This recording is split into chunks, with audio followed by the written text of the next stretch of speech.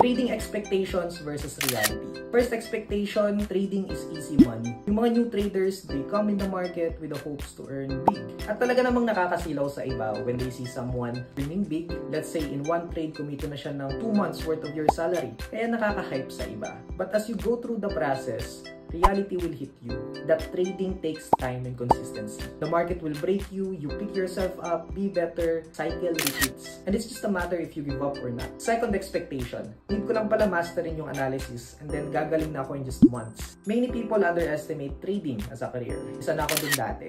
Back then, I heard from my coach na naging profitable siya in just 2 years. Sabi ko, ay kaya ko to, just 3 months, fast learner naman ako. But eventually, the market will humble you down. Kasi hindi pala siya pabilisan.